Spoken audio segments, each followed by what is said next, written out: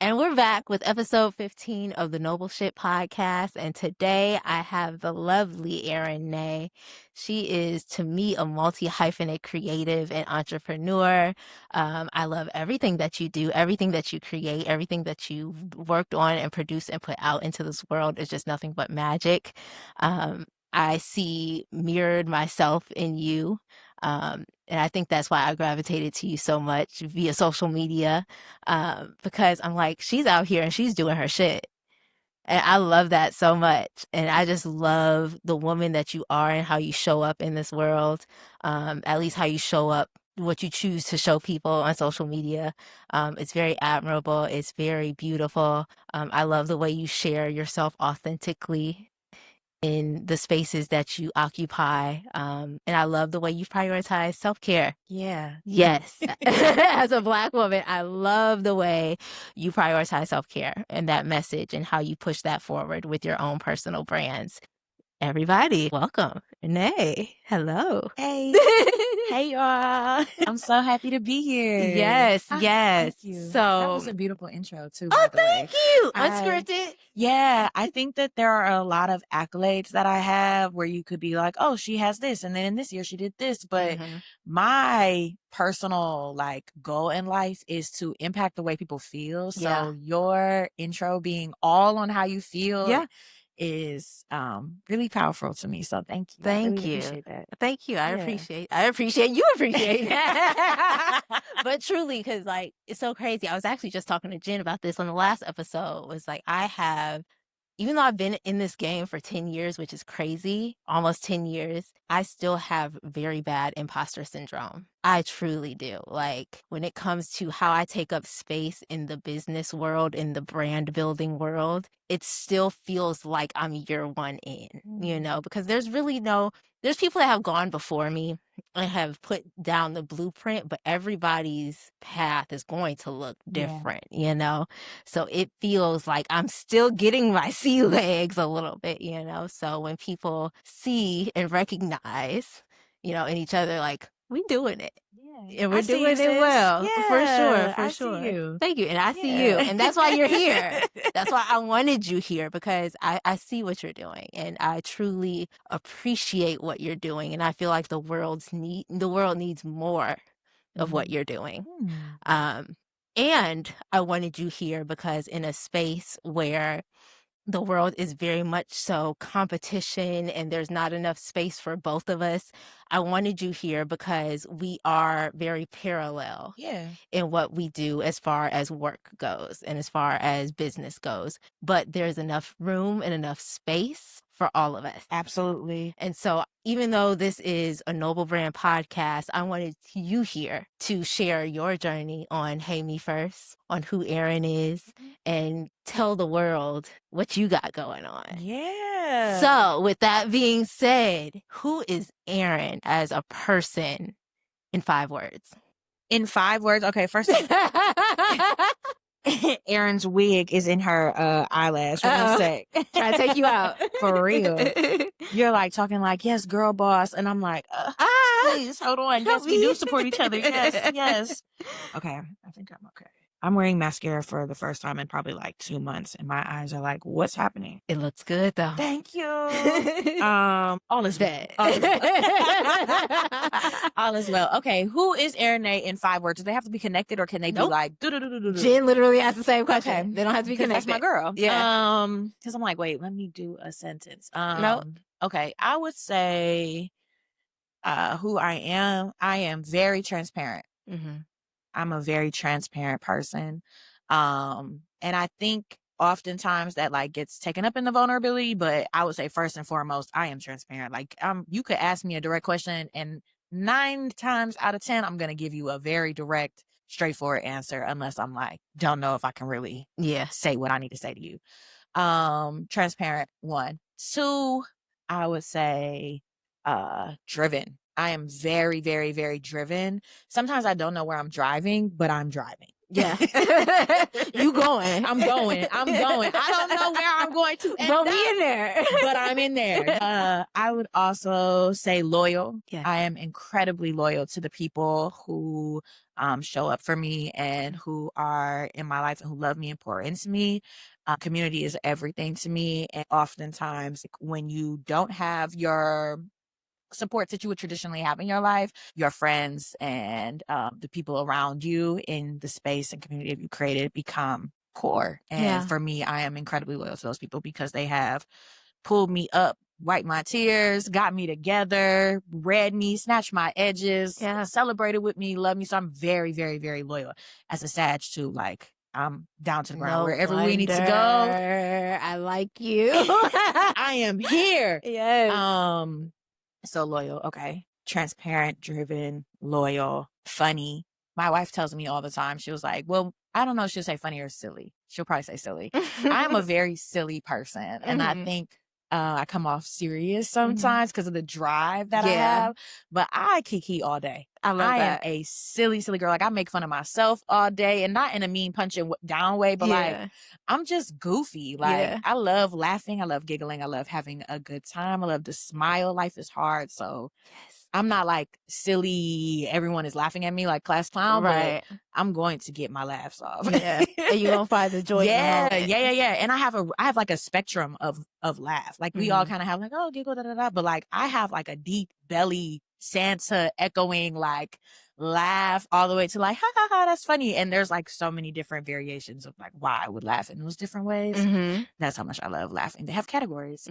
And which would lead me to my fifth thing. I think I am very analytical. Really? Okay. Yes, I am analyzing all of the time. I am very critical about how I show up, what's happening, what's around me, where I am, like observational, analytical. I'm always like taking notes, seeing what's happening, observing.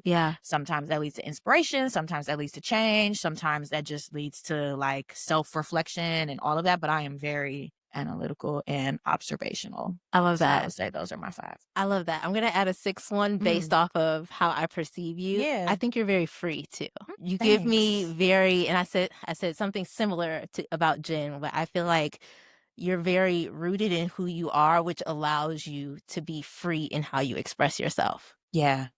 That's how you come off, at least to me in the world. Appreciate that. And I admire that. Thank you. I do feel free. But it is like when you're doing the work to be free, because our society constantly tells us like we're not. And it's very easy to feel like you are not. I was just saying earlier, like having a 9 to 5, I'm like, I feel like I already felt for people who work all day, every day just to pay their bills. But like living paycheck to paycheck. Like I'm like I understand why some of these people commit crime. So like being able to feel free even with all of the conditions is a process, and I think sometimes I don't feel as free because I'm like constantly trying to create what freedom looks like for me, and navigating those different ways. So in my head, I'm like so far ahead. I'm like I don't even feel free. I'm like still doing the work. But so what does freedom look like for you? Freedom looks like not having to be anything other than myself at any point in time to survive. At all. Like I don't have to do anything to survive other than be myself. I don't have to go to a job. I don't have to have a business. I don't have to be anywhere for any sort of thing that I don't want to be. Just merely to have my basic needs met. It also means that I am in spaces that allow me to thrive consistently, that are like pouring into me, whether that is like where I live, so like not Michigan in the wintertime. Heavy on that. or what I drive or the clothes I wear or whatever, any of that is like what really makes me feel free. And that's like I think I'm constantly in conversation with myself about what that is, because sometimes you think it's one thing and you get it and you're like maybe not. Maybe not freedom that way. Too free. Really bad. Oh, I don't know. So speaking of, was as far as how you show up in the world, was owning a business, building a brand for yourself always something you wanted to do? Or was it a means to an end? I think it's always been something I wanted to do before I even had the words for it. Like when I would imagine myself as a younger girl in like my future, I'm talking 7, 8 even, I will always see myself as like being the boss. Yeah. But it didn't necessarily look like a specific person in the world, but I just always see myself like girl boss suits, making decisions, telling people what to do. Yes. Like even when I would watch like those old movies from the early 2000s or whatever, like Lindsay Lohan's mom in Freaky Friday. Yes. I was like, I want to be her. I want 8 phones. I want people depending on me. I want to tell people what to do. I want to have money for my baby stuff. I want to be able to do whatever I need to do, go where I need to go, and be that girl. And there were other examples of that too, like Legally Blonde, like there's a couple other examples. They're all leaving my mind right now, but just like showing up authentically myself. Yes. As they both are in those roles. I just watched those movies recently, so they're top of mind. But like, yeah, I think I always saw myself like as a boss or like in an industry where I kind of knew a lot of people. I had a lot of connections. I was able to be like, I know this person as a little girl, but I think that has manifested differently over time, and it's still manifesting in terms of what the end goal is or end goals will be. But yeah, I think I always see myself doing something like this.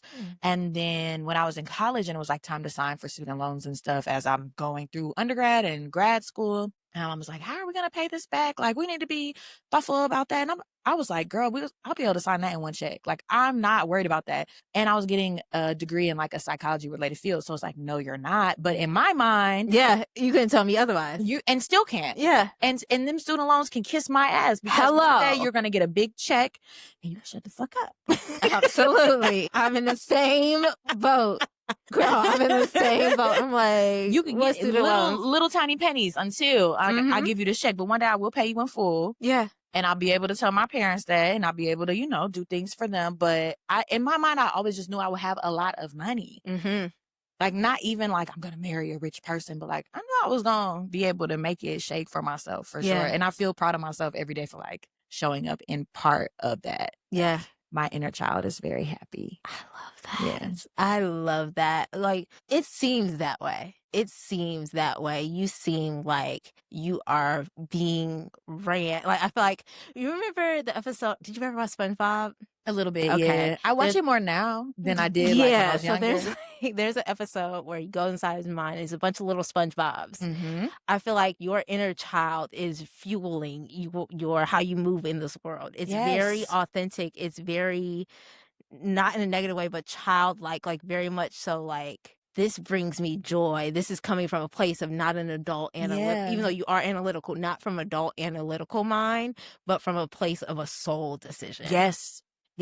And you have to be very clear on like who you are, what you want, what you believe in, so that you can be very like, that can be open, whether it's God you talk to, the universe, your family, your friends, whatever. But like being able to be very open so you can really hear yourself and what you need and like go with that. Yeah. So when it comes to Hey Me First, shout out to Hey Me First. I always say, if you're not buying my candles, buy hers. I won't be mad. I'll tell anybody, go over there and shop with her. Because there's really no competition. It's really not. It's not. I feel like our brands are different enough to where like our price points are different. Our brands are different. I think our audience are slightly overlapped, but also different. And I feel like what we offer is different. Even though it's self-care, it's like how it comes to be is different. Like everyone doesn't go to the same exact gym, even though we all work out. Some people like Pilates, some people like yoga, some people like going to lift weights, some people like running, CrossFit. Some people like CrossFit, right? And it's like all working out. But it's different. And it doesn't mean you can't do a CrossFit and Pilates event or whatever. Like it could be collaboration. Like I still want you to work out. I still want you to take care of yourself. So whether you connect with the Noble brand or you connect with me first, like collab coming soon. Wink, wink. I want you to get what you need from it at the end of the day, because that's what the mission of at least Hey Me First is. Like, I just want you to take care of yourself. However you do that, it's fine. If you go spend all your money with Sydney, I'm gonna still love you because you took care of yourself and you got what you needed. Shout out. Now, speaking of, that actually was pretty much going into my question. Where did the essence or the idea or the sole mission of Hey Me First come into play? Was it from a place of, I'm modeling this in my life, so this is how I want to build my business, and this is the message or the brand I want to stand on in my business? Or is this something completely separate? Yeah, go for it. For me, my brand is absolutely a result of like personal experience, soul work, my own mission. I used to have a messaging list in 2016 called Soul Work. I feel very connected to the mission of the brand because it comes out of a place of like understanding and knowing what it's like to be burnt out, understanding what it's like to be a high achieving woman who suffers from depression and anxiety, and what it means to be high functionally depressed, and how high functioning with depression, and how so many people will assume like just because you smile and you get through things that like you're fine. Yeah. And as I was kind of coming out of college into grad school and kind of into my later 20s, I started experiencing people like being with us anymore who unfortunately felt like there was something else that another place that they needed to be. But they were so high functioning, like happy leaders, superstars, like people that inspired you, or people like you never thought would, take their own life. And I have watched people around me just be very burnt out and exhausted and depressed, especially as okay, bye-bye. Especially as Black women. Yeah. And so I started saying, hey, me first, like me first, really from I gotta put me first, Lucius. Right. Yeah. And then that started evolving into me first. Like every time I be like, me first, hold on. Before I even give to you, before I answer this phone call, before I show up at work, before I do anything, let me take care of me first. And it started becoming first as like a reaction to me being so stressed out. And then it started becoming like proactively, like, let me put me first. How do I make sure that before I do anything else, I have some me time? Before I go to this thing, like even today, I was exhausted. I was tired. I would be cute. What do I need to do for myself right now in this moment? Yeah. I went to the water, as Detroit niggas love to do. Yes. I went to the Detroit River. Let's get the show on the road. Yeah. So I understand what it's like to like not feel your best and still need to show up. And I want people to like know that if you pour into yourself first, then it's easier to show up, because I don't want you to stop doing that. Yeah. I think in our roles, oftentimes we will be like, well, just stop that, or just don't do that, or just put a boundary up and just do this. And sometimes for a person like me, like a very loyal, ambitious person who is very loving and caring for the people in her life and the work that I do, I want to show up. Yeah. Like I absolutely want to. I don't want anyone to tell me not to. So let me do what I need to do for myself so that I can show up, because that's one of the reasons I feel like I'm put on this earth, to like support people, to show up for my people, to give to them, to show them like there's another way of doing the things. And I can't do that if I don't put me first. Right. So you brought up a really, really good topic, high functioning depression. Oh, yeah. Me today. You wouldn't even know I crashed out. I was crying, was like, maybe I should just jump out the car while it's rolling. Like, Erin. It's not a game. I'm laughing, but it's not a game. Erin. Yes. This past month. Is the call coming from inside the house? Huh. Hello. Hello.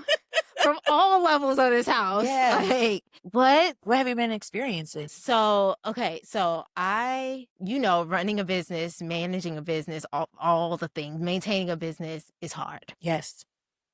Having a chronic illness is like managing a business. You're managing your body.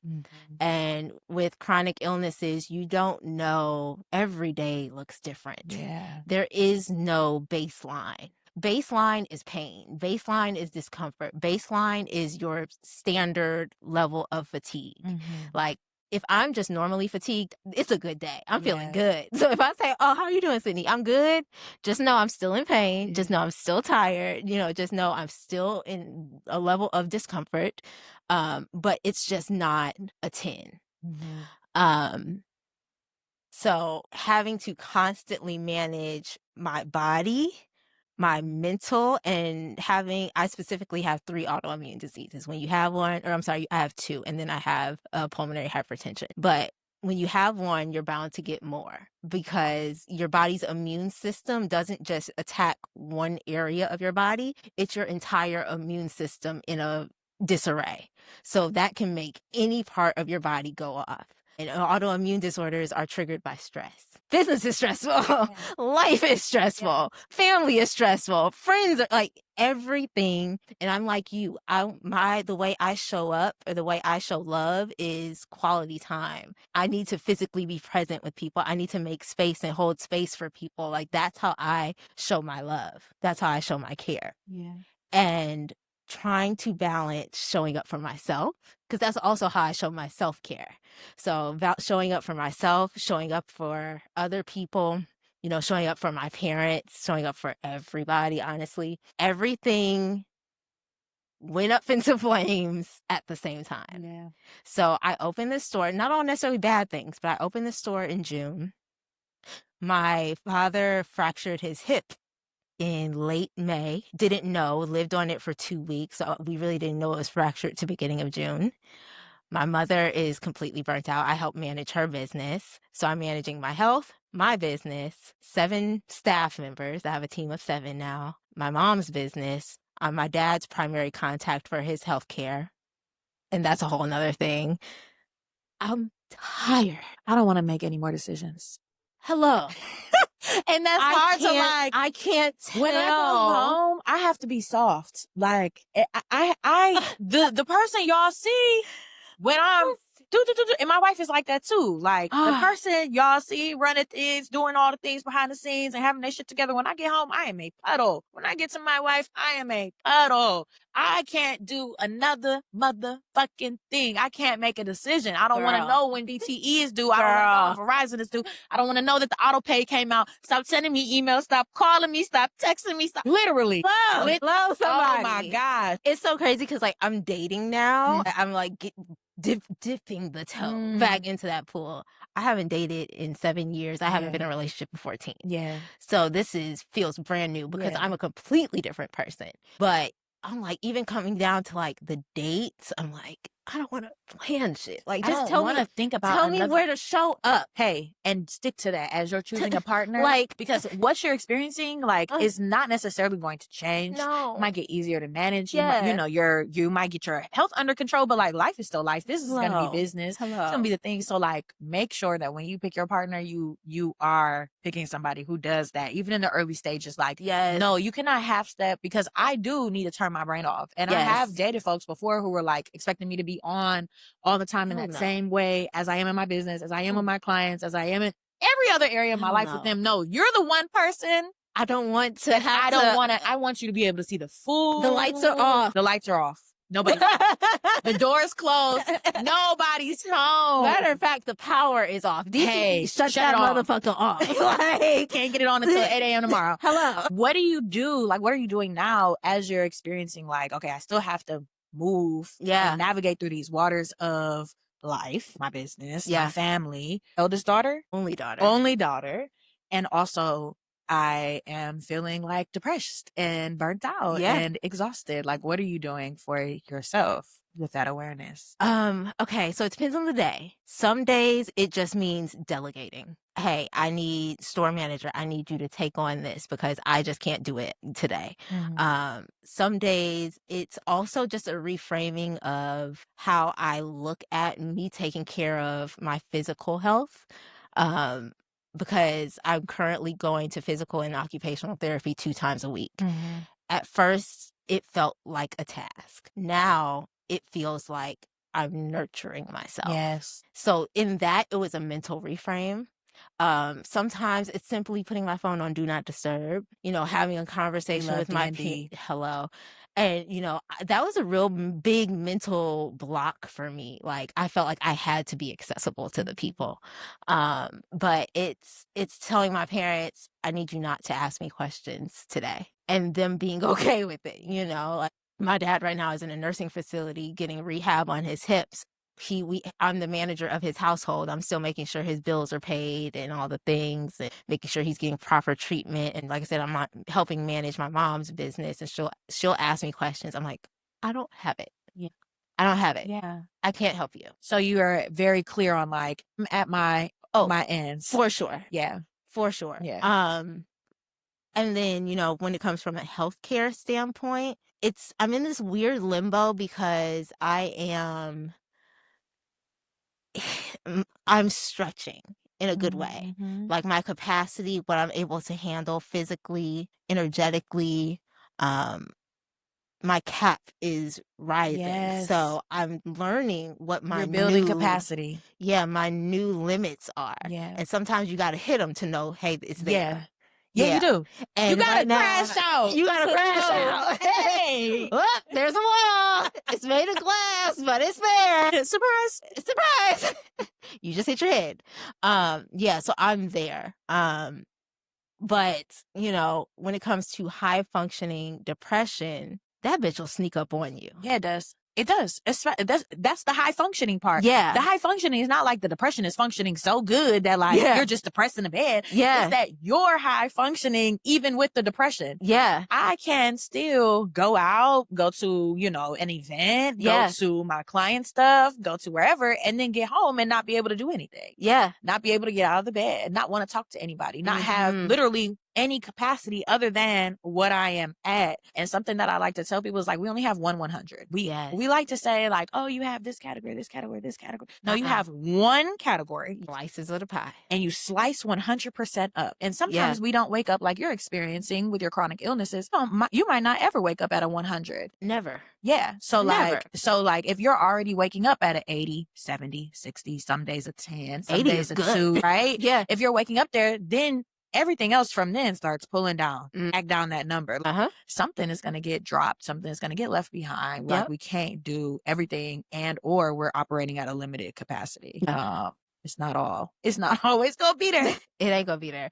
So in your own journey, when was the first time you realized or recognized, you know what? Something's off. That's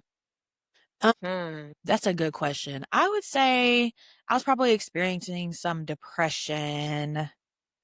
Maybe around the time when I was like 20 or 21, but growing up, I probably always had it. My parents would just be like, you're just so sensitive. Yeah. You're so sensitive. You're just so sensitive. And I feel it wasn't like people would say something, I'll just cry, but like things would like really impact me. Like when Trayvon Martin happened, I'm a senior in high school or just going into college around that time. And that really took me down. Like that was my first time being like, oh my gosh, this is still happening. It's happening. Like I'm just getting my civic engagement skills, a new adult into the world. And it was just like blowing my mind. And I was very depressed. When Trump got elected, I was very depressed. So somewhere in that period, I was unwell. And there were moments like I remember in grad school, because I was having anxiety, I had my first anxiety attack and I like locked myself in my room in my apartment. And I remember like sliding down the wall, crying and just feeling like the world was closing in on me. And I don't even know why in a single apartment by myself, I would like lock myself in the bathroom. But It'd be like that calling sometimes. my mom like, I just don't know. I just like panicking and freaking out. Like, okay, I might need to get some help because my parents are like, oh, she really has something to tell me. My parents are like, oh, you're just sensitive. It's fine. Toughen up. You'll be all right. Like I come from those kind of folks. And like, I needed to go actually see some help. And I remember reflecting back on that time. I was like, oh, around the same time I had depression too, but it was like just a little thing. Like, no, girl, it ain't no little it'll thing. Just go away. It's not a little thing. And like, we can have bouts of it. Like it can be here today, gone tomorrow, come back in 3 months, never again for 5 years. Something happens, boom, it triggers it. Like, or it can look like every single day. People can live with chronic depression. So I think that there were like multiple points when I reflect back, but it's definitely, there's been a couple of moments where it's been like scary how high functioning I was and like how burnt out or like the dark place that I kind of went after, because you don't expect it. Yeah. I can say the exact same thing. I remember in high school, I used to write poetry. And one day my mom came across my journal of poetry and she was like, we need to get you some help. Hey, something's not right here. Everything is dark. We need to get you some help, like now. And to me, it was weird because I never considered physically taking my life. Yeah. But the thoughts, that's the part. Oh, the way that I imagine, if I just drive off this bridge real quick, I thought I was just creative. No, that's a great point. Or like think, yes. the question I would always say is, what would my funeral look like? Who would show up? Who would be there? If I were to die today, who would be there? I thought that thought at least once a week. Yeah. At least Yeah. once a week. Like maybe, you know, and that, who knows? And that if y'all are at home and that is happening to you, please go talk to somebody. Please. Like it is not, that's not necessarily normal. And I don't feel like depression is like abnormal, like something's wrong with you.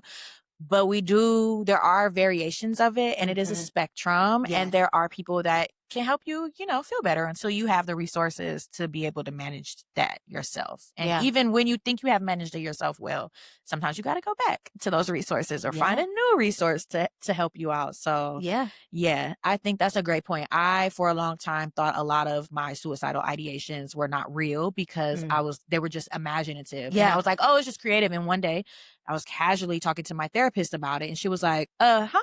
Yeah. And I was like, what? Yeah. She was like, huh? Yeah. I was like, right. Like, I thought I was just like, this is just me, creative imagination. Yeah. I'm driving. Like, of course I imagine driving myself off the bridge. Yeah. And she was like, no, that's not normal. Thanks. Got it. Didn't know. Right. News to me. News to me. Thanks for letting me know. And the way you thought it was creative, I thought I was just like similar to you, in tune with my artsy side, because me being a dancer since I was 5, there was like pieces about sadness. I'm like, ooh, I could tap into this, and I can emote with it's that. An expression of yourself. Like I'm like, oh, I'm in tune. Yeah, what? I can well, that's how I feel now, still to this day. Like my depression, a little bit is a superpower. Like I am able to feel things very deeply in a world, especially now, that is constantly refusing the ability to feel. Like people are disengaged from feeling, unfazed by what's happening around them. Yeah. And I am still very much like weeping at things happening. Like I saw D'Angelo die today and I was a mess. Like I got chills all over my body. I had like started tearing up. I never met this man. But don't know impact. Him. Right. Or just like that he was a human. Yes. That another human died today before they were supposed to, before they got the cure that they needed to. Like that means something to me. That makes me feel some kind of way. So in a way, I feel like my depression, that's why I say it's like, I don't like to say it's like abnormal. Yeah. Because in a way it's like, it's normal to me. Yeah. And it makes me a human in a unique way. It makes me feel things in a unique way. Yeah. And also my anxiety, like that's like my gauger. That's my ticker. Like I know where I'm at, how I'm feeling based on how my anxiety is doing. Like it tells me so much information. It's a superpower. Gotta manage it. For sure. Cause I will turn into the super hero from The Boys with the red laser eyes. If we not managed. But on a regular basis. Yeah, it's a superpower. I like that. I like that way of thinking because it's like you have to find a way. One of like the most impactful movies for me was Colors, the moods. What's the movie? What's the movie? You had depression, you had joy, you had Inside Out. Yes, especially the second one. When they added anxiety. Yes, because it's one of those things where you're not going to get rid of it. Yeah. You have to learn to put them in a place where you can manage and all your parts of you can be symbiotic. Yeah. There's a time, a place, and a purpose for every single emotion. Emotion. It involves a lot of emotional maturity to do that because you have to be aware and like really listen to your emotions and say, what is this telling me right now? Like earlier I was feeling rage, and a lot of what I was feeling, it was like 5 or 6 different things I was very rageful about. And then one of them, my wife was like, are you angry about that or are you embarrassed? And I'm like, oh, don't get me together. So, actually, you know what? I am embarrassed. And now that I understand that feeling as embarrassment, I can investigate it more. Yeah. Or even, like I said, my anxiety is a ticker. Now that I understand what makes me anxious, I can listen to my body. If I'm feeling really anxious in a space, there's something about the space that doesn't make me feel safe. Yes. Like there's something I need to understand about the space, the people, or myself. And it starts with me removing myself first and foremost, like understanding that it helps me understand where I'm safe. Yeah. Really, truly. And so I use it that way. And also in the other way, like you're acting unsafe. Like this anxious behavior is making you do things that are just like not realistic and not what you would normally do. Let's hold on. Yeah. Let's talk. Yeah. Take a minute.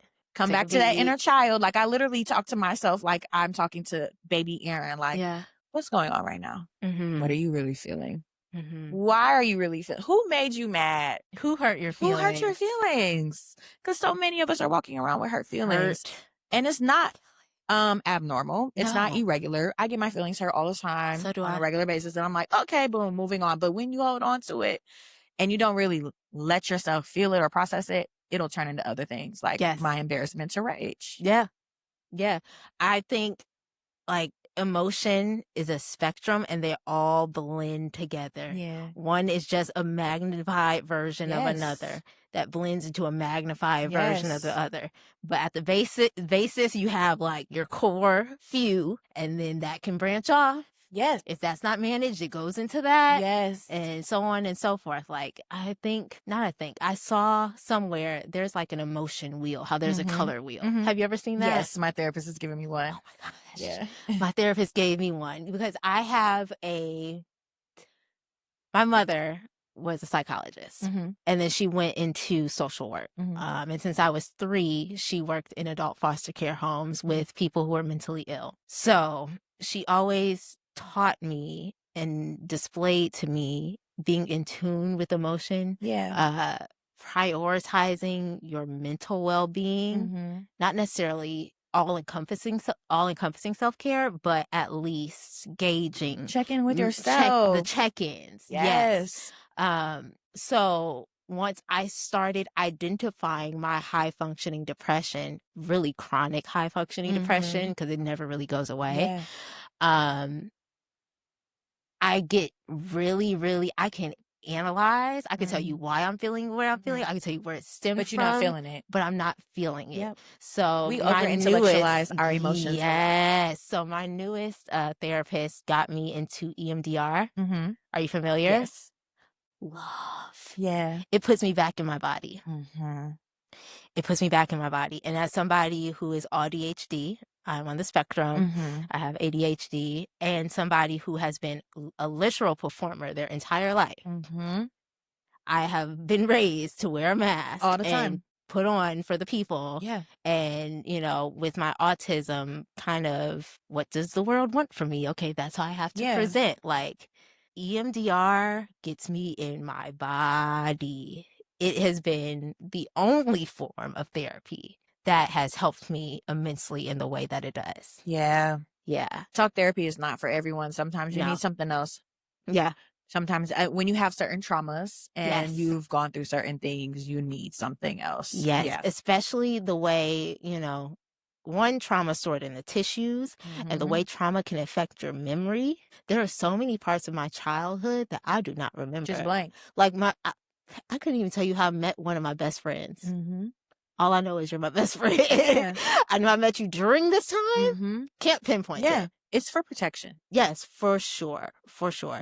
In what ways has your mind protected you as an adult or coming from childhood into adulthood? In so many ways. I feel like it has learned to compartmentalize. So things I've had to unlearn as an adult because they're not always healthy, but compartmentalizing. Really having to become an adult earlier than I was supposed to. Like, I think I learned how to manage and communicate in a very direct way, very young. Like, I was very clear. I was telling my parents, I don't like that. I don't like how you talk to me. I don't like how you talk to each other. Like, I don't like this. And so I feel like my mind in a lot of ways was like teaching me how to protect myself all around. Gotcha. And that turned later into like, okay, there's no more factors that are really like harming you externally, like, but the internal, all of that trauma went somewhere and it's inside of the body. And now we have to do some work to like really be aware of what's happening and explore that and unlock those compartments. Push them back together at least so you can really understand what you're working with. And then resort them if you're going to resort them. But like just putting things into a compartment, storing them, tucking them, never seeing them again is safety. My brain has done that lots of times and done like now at 31. It'll be a random thing. And I'm like, hold on. Wait a minute. 2007. On second thought, I'm about to call you. So yeah, it's definitely a lot of that. I'm like really opening up those secret little areas.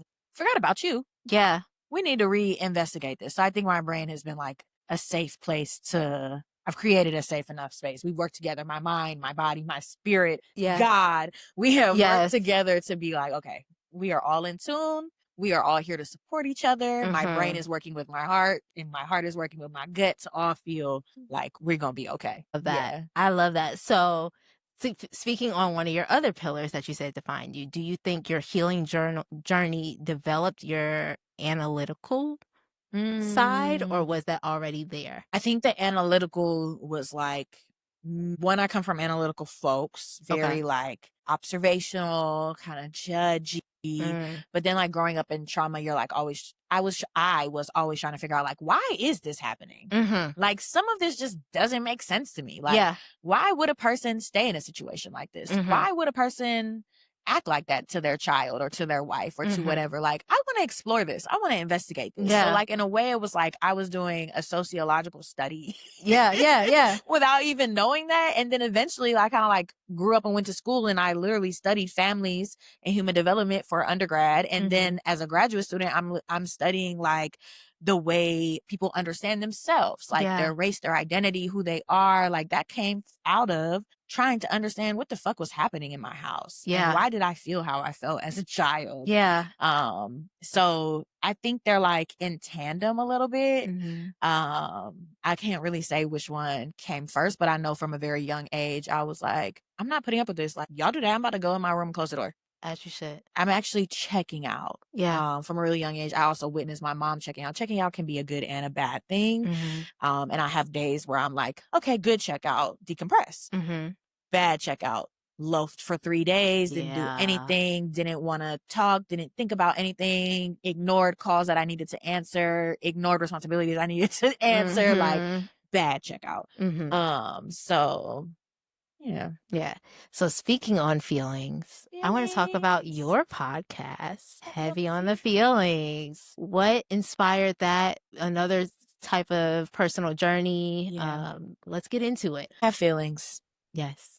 I would hope so. I have feelings. I have lots of feelings. I love to talk about feelings, and I feel like so many people would be in different positions in terms of how they feel internally about themselves, about their life, what they feel like they're capable of doing if they really talked about how they felt. So my show, Heavy on the Feelings, is about processing feelings with people, and not necessarily like I choose guests because they have this thing coming out or they do this thing, but more so like I want to talk about a specific thing that I've seen you talk about, because there's some feelings there that I think other people are either experiencing or may experience, and like your testimony on your processing of those feelings could help somebody. I love that. Please check out her podcast. It's an amazing podcast. You have some dope people on there. And I love the way you get underneath that surface layer of what people seem to know about the person. You get into the humanness of them. And in that, we are parallel, which I love. But we do it in completely different ways. So what does putting yourself first look like in today's day and age for you? Like this week or today? We talked about today. This week, it looks like having to leave work early, going to sit at Belle Isle by the water. It looks like spending an evening cuddling with my wife and watching movies. It looks like going to the gym. I feel similarly like I have to build a routine, like you were talking about your therapy with occupational therapy, like feeling like at first it was a task, but now it's like I get to take care of myself. So in some ways it's a mindset shift in a lot of things, like working out. I do like working out once I am working out. Getting there doesn't always doesn't always inspire me. Right. Inspired to go find parking to get to the Y.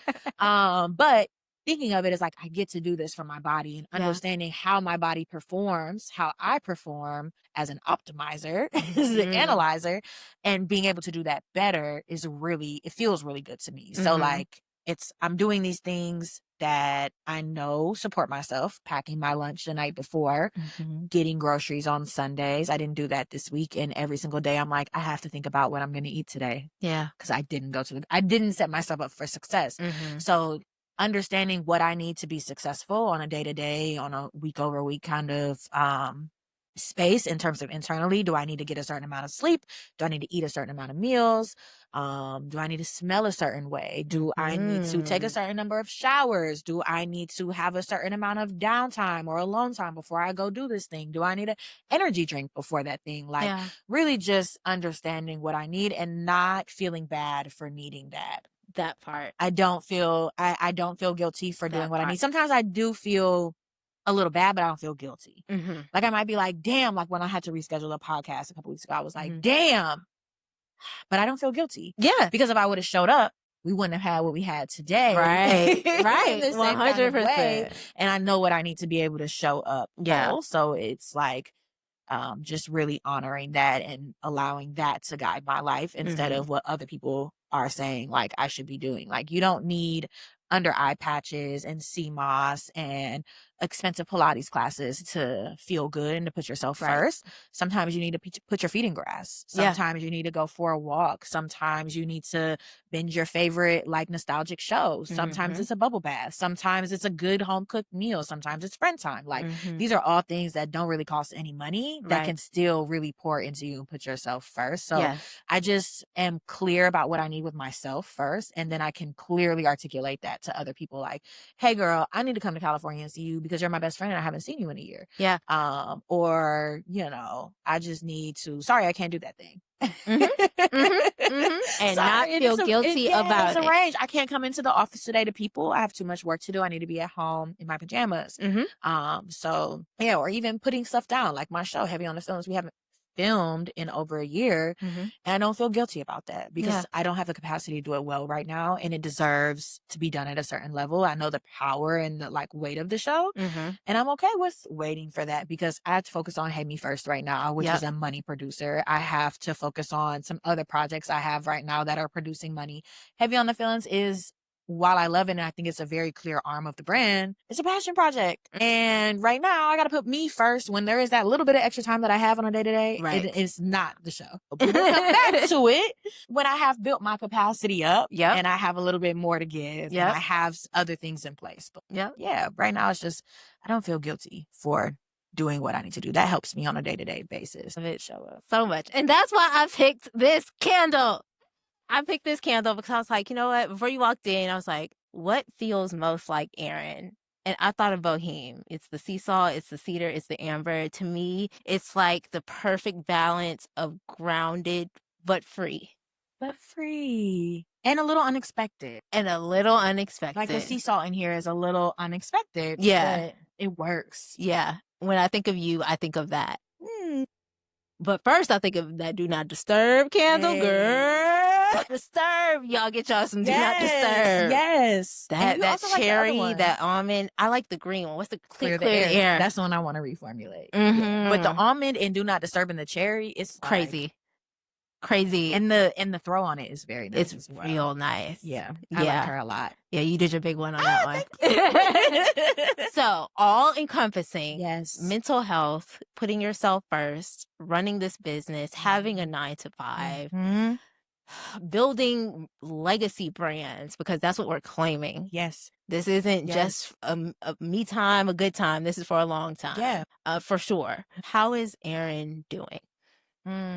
All that aside? No, all that considered. Considered. All things considered. Yes. Let's be specific. I'm doing well. I think there are moments like I'm managing well in terms of I can articulate how I'm feeling. I would say that like how I'm in that stage of like, although I am feeling well about understanding what's happening, the actual feelings are like, hey girl, we creeping up. We're starting to boil at the layer. Maybe we need to pay attention to this where we start overflowing. But it's like, yeah, I know I'm getting there. Like, that's where I'm at. It's like, I know I'm getting there. I'm okay right now. Yeah. I see you. I'm coming over to turn the eye off. 1 second. Hold on. So I'm like in that space of I really need to get a grip on not even my me first activities for myself, but like I need to get a grip on all the things that I'm juggling. And something is going to have to be removed, or a couple things. I kind of already know what they are. But it's like, we got to kick some stuff, because if I'm putting myself first every single day and I'm still feeling like something is bubbling over, I'm carrying too much. And when Charity came on our show, she said something that I have been saying consistently since then, which is like, if it's too much to carry, put it down. So if I'm bubbling over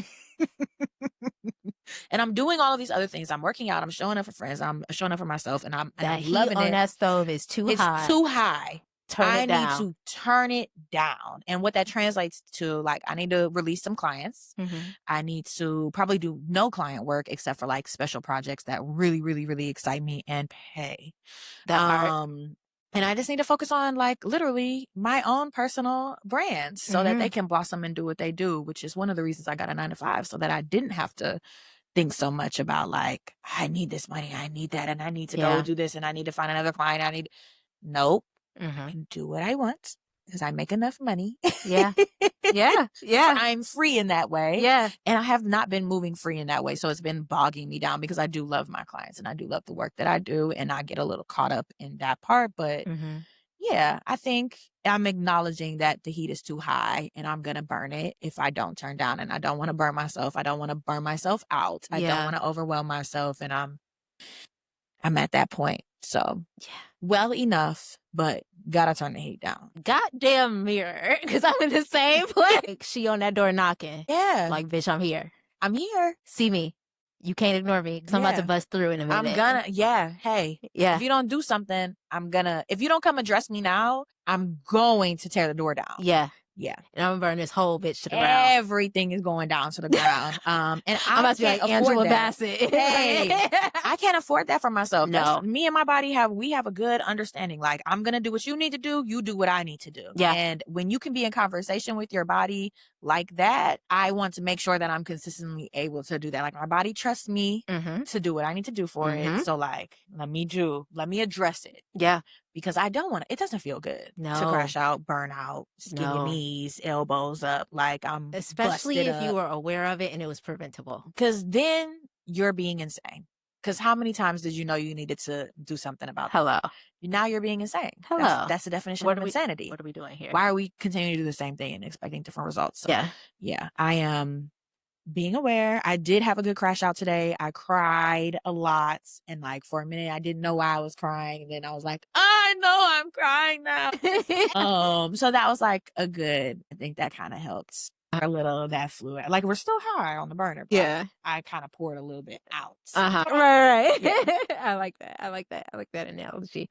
So last question I have for you, and it's the question I ask every guest on this podcast. What makes you noble? My integrity. That probably should have been in my number 5. I am very about what I say I am about, and I am the same in every single space. Yeah. And I think that makes me like move in a very different, I move with my chin high. You cannot chin check me. Because I'm going to say what I said, and I'm going to do what I say. And I probably have told you exactly how I felt, exactly how I feel. I don't perform. And I feel like we live in a city where a lot of people I'm like, oh, they're very cloud chasey. Yeah. Oh, this person's doing this, and all of a sudden I'm gravitating over here. Or this person, and I know I don't like this person, but because they have money, I'm going to be over here. Or because they know this person, I'll be over here. I don't do that. I am very much, we good? Yeah. It's cordial. Yeah. But we not cool. Yeah. So I'm not coming to your shit just because such and such is there, or just because you gonna have a photographer there, or just because you go doing that, or I'm not following you on Instagram just because you follow me and I know we not aligned, or it's not like that. So I would say I'm absolutely I have a lot of integrity. I love that. That makes me, I think, in my mind, noble, because it also makes me very proud. And maybe it feeds my ego just a little bit. Like, that is something to be proud of, because a lot of people don't have it. A lot of people, that's one of the main things they lack. They're easily swayed. They're just going where the wind takes them. Yes. But that's why I say you grounded, you rooted, but you also free. You like a tree. I'm both and. Yes. Yeah. Yes. Mm-hmm. Yeah. Well, thank you so much for being here. This has been a lovely conversation. I appreciate you so much. Thank you for taking the time. Tell the people where they can find you. Y'all can find me at Erin Be Creating on Instagram. You can find me at Erin Be Creating on TikTok as well if you want to see what the personal page is doing. If you're interested in following more for like self-care tips and seeing where our products are, you can follow hey.mefirst on Instagram, TikTok, and Twitter. And you can also find our products at heymefirst.com. But even if you don't buy anything, y'all just please put yourself first. Like, if you don't take anything else from this interview, I just want you to know, like, please put yourself first. Stress is a silent killer of women. We carry everything. The body keeps the score, and really putting yourself first helps reduce some of the things that are just like part of life. Yeah. Yeah. Yeah. Thank you so much. Thank you for having me. Yes, this has been a lovely episode 15. Until next time, this has been the Noble Shit Podcast. We love it. Bye. Bye, y'all.